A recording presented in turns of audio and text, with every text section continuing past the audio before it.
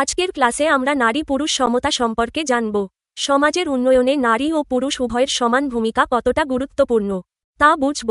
এছাড়া নারী জাগরণের অগ্রদূত কোকেয়া সাখাওয়াত হোসেনের জীবন ও অবদান সম্পর্কে জানব এবং কেন নারীর শিক্ষা ও অধিকার নিশ্চিত করা জরুরি সেটিও শিখব। অধ্যায় ৮, নারী পুরুষ সমতা। এক নারী জাগরণের অগ্রদূত। সমাজের প্রকৃত উন্নয়নের জন্য নারী পুরুষ উভয়ের ভূমিকা গুরুত্বপূর্ণ।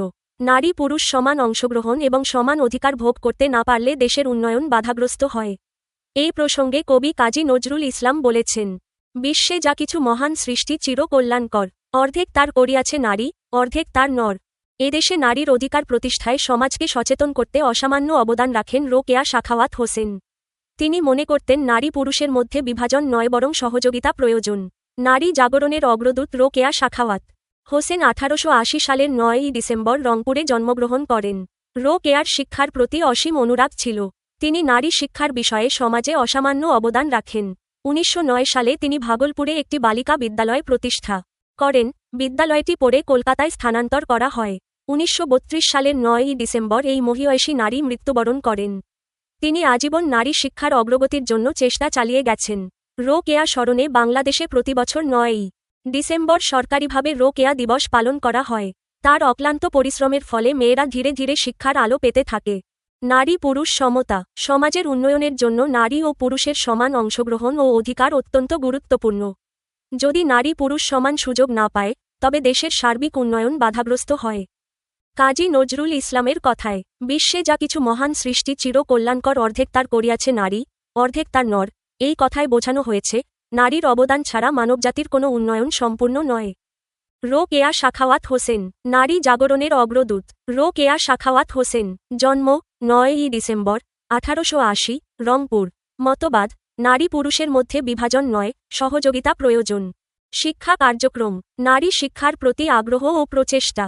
1909 সালে ভাগলপুরে বালিকা বিদ্যালয় প্রতিষ্ঠা, পরে বিদ্যালয়টি কলকাতায় স্থানান্তর। মৃত্যু 9ই ডিসেম্বর 1932।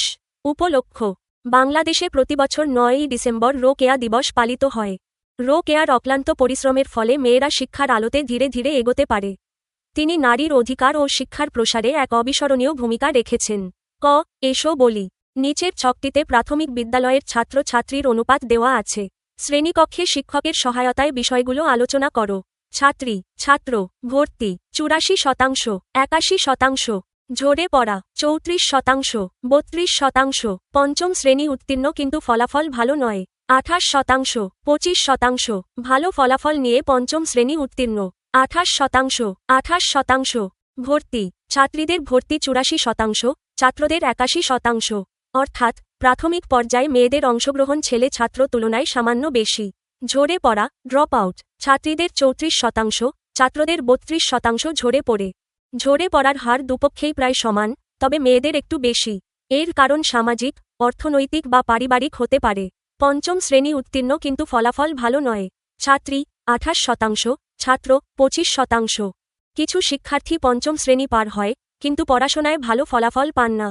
মেয়েদের ক্ষেত্রে এই সংখ্যা সামান্য বেশি। ভালো ফলাফল নিয়ে পঞ্চম শ্রেণী উত্তীর্ণ ছাত্রী ও ছাত্র দুপক্ষই 28%। অর্থাৎ যারা ভালোভাবে পাশ করেছে, মেয়েরা ছেলেদের সমানভাবে উন্নতি করেছে। উপসংহার, প্রাথমিক শিক্ষায় মেয়েদের ভর্তি ও ফলাফল ছেলেদের সমান বা সামান্য বেশি। ঝরে পড়ার হার কমানো ও মানসম্মত শিক্ষা নিশ্চিত করতে সবাইকে সচেতন হতে হবে।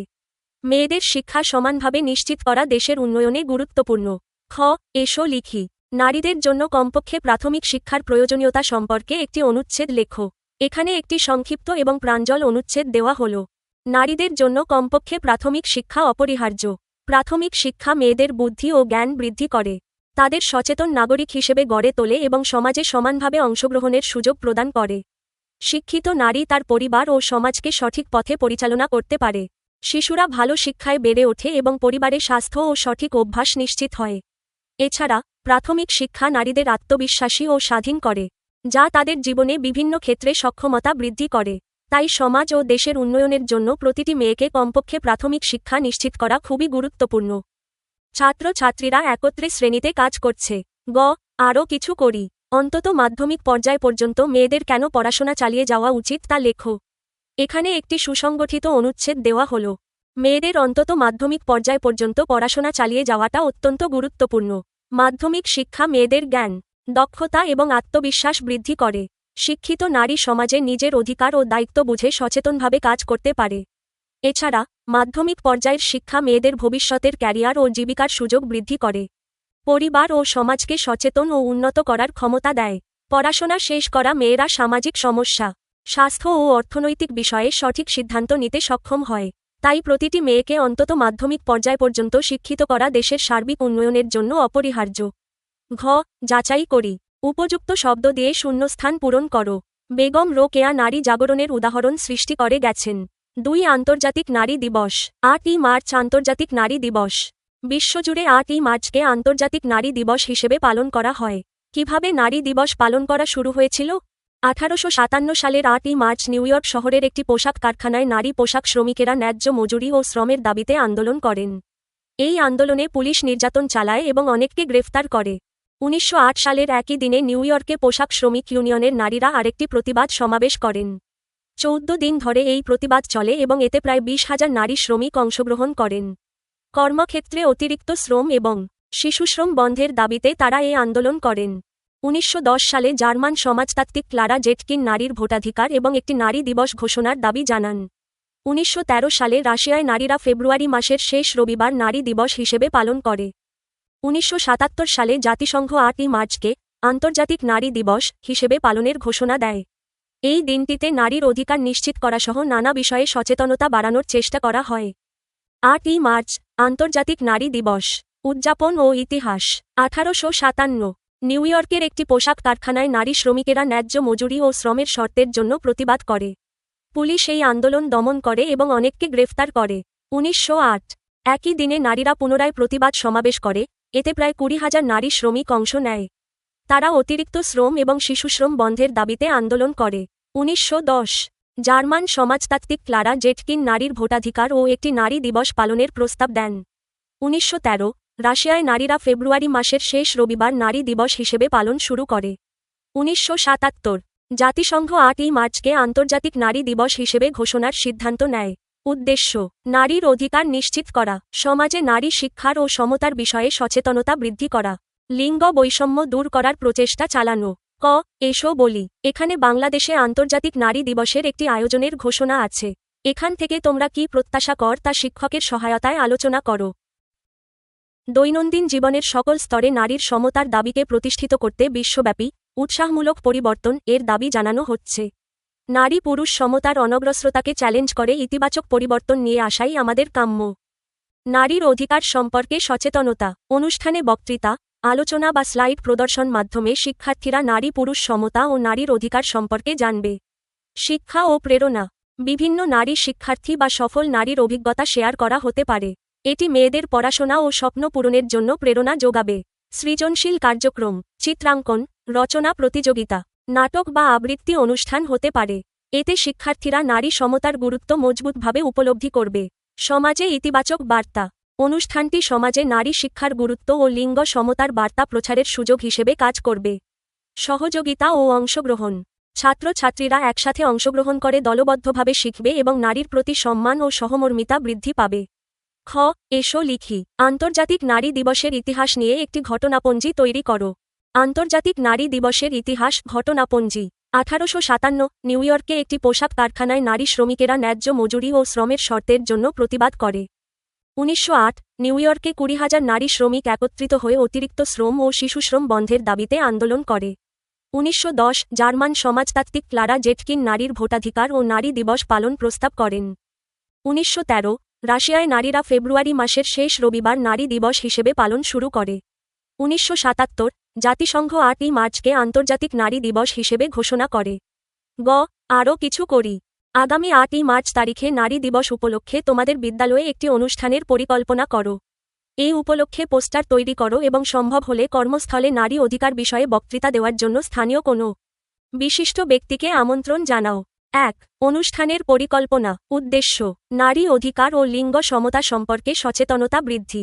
শিক্ষার্থীদের মধ্যে নারী শিক্ষা ও সমতার গুরুত্ব তুলে ধরা। তারিখ: 8ই মার্চ। স্থান: বিদ্যালয় প্রাঙ্গণ, অডিটোরিয়াম। কার্যক্রম: প্রধান অতিথি ও বিশিষ্ট ব্যক্তির বক্তব্য, নারী অধিকার বিষয়ে। শিক্ষার্থীদের চিত্রাঙ্কন ও রচনা প্রদর্শনী। নাটক বা আবৃত্তি অনুষ্ঠান, যেখানে নারীর জীবনের চ্যালেঞ্জ ও শিক্ষা তুলে ধরা হবে। আলোচনা ও প্রশ্নোত্তর পর্ব, পুরস্কার বিতরণ শিক্ষার্থীদের অংশগ্রহণের জন্য। 2. পোস্টার তৈরি। পোস্টার বিষয়বস্তু, উদাহরণ, শিরোনাম, আন্তর্জাতিক নারী দিবস 8ই মার্চ। মূল বার্তা, নারী শিক্ষাই দেশের শক্তি। নারী পুরুষ সমতা সমাজের অগ্রগতি নিশ্চিত করে। শিক্ষা ও সচেতনতা মাধ্যমে নারীর ক্ষমতায়ন। অনুষ্ঠানের স্থান ও সময়, বিদ্যালয় প্রাঙ্গণ, সকাল 9টা-12টা। কার্যক্রম, বক্তৃতা, নাটক, আবৃত্তি, চিত্রাঙ্কন ও রচনা প্রতিযোগিতা। আমন্ত্রণ, সকল শিক্ষক, শিক্ষার্থী ও অভিভাবককে আমন্ত্রণ জানানো হল। 3. বিশিষ্ট ব্যক্তিকে আমন্ত্রণ। কেন? স্থানীয় নেতৃবৃন্দ বা শিক্ষাবিদ নারী অধিকার ও লিঙ্গ সমতার বিষয়ে শিক্ষার্থীদের সামনে বাস্তব অভিজ্ঞতা শেয়ার করতে পারবে। কিভাবে? আমন্ত্রণপত্রে অনুষ্ঠান, তারিখ, সময় ও বক্তৃতার বিষয় উল্লেখ করা। ধন্যবাদ জ্ঞাপন ও সহযোগিতার আশা করা। ঘ. যাচাই করি। সঠিক উত্তরের পাশে টিক চিহ্ন দাও। আন্তর্জাতিক নারী দিবস কারা প্রথম শুরু করেছিলেন? খ. নারী পোশাক শ্রমিকগণ। অল্প কথায় উত্তর দাও। 1. নারী নির্যাতনের 3টি কারণ উল্লেখ করো। নারী নির্যাতনের 3টি কারণ: লিঙ্গভিত্তিক বৈষম্য, শিক্ষার অভাব, সমাজের পুরনো রীতি ও কুসংস্কার। 2. নারী নির্যাতনের 3টি কুফল উল্লেখ করো। নারী নির্যাতনের 3টি কুফল: সমাজ ও দেশের অগ্রগতি বাধাগ্রস্ত হয়। পরিবারের মানসিক ও সামাজিক অবস্থা খারাপ হয়। নারীর আত্মবিশ্বাস ও সক্ষমতা ক্ষতিগ্রস্ত হয়। 3. রোকেয়া সাখাওয়াত হোসেন সম্পর্কে 5টি বাক্য লেখো। রোকেয়া সাখাওয়াত হোসেন সম্পর্কে 5টি বাক্য। রোকেয়া 1880 সালে রংপুরে জন্মগ্রহণ করেন। তিনি নারী শিক্ষার অগ্রদূত ছিলেন। 1909 সালে ভাগলপুরে বালিকা বিদ্যালয় প্রতিষ্ঠা করেন। তিনি নারী পুরুষ সমতার জন্য কাজ করেছেন। 9ই ডিসেম্বর তার স্মরণে বাংলাদেশে রোকেয়া দিবস পালিত হয়। প্রশ্নগুলোর উত্তর দাও। 1. বাংলাদেশে প্রাথমিক বিদ্যালয়ে ভর্তি হওয়া ছাত্র-ছাত্রীর অনুপাত কত?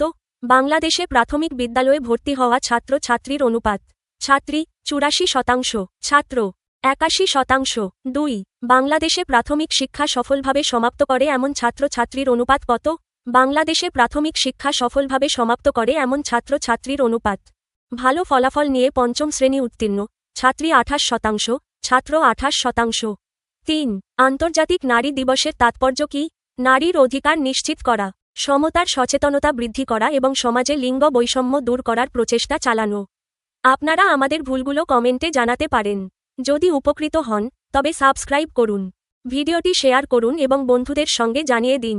আমাদের আয়োজন এমনভাবে পরিকল্পনা করা হয়েছে যাতে শিক্ষার্থীরা কোনো গাইড বই ছাড়াই নিজস্বভাবে আনন্দের সঙ্গে শিখতে পারে এবং জ্ঞান অর্জন করতে পারে। ধন্যবাদ।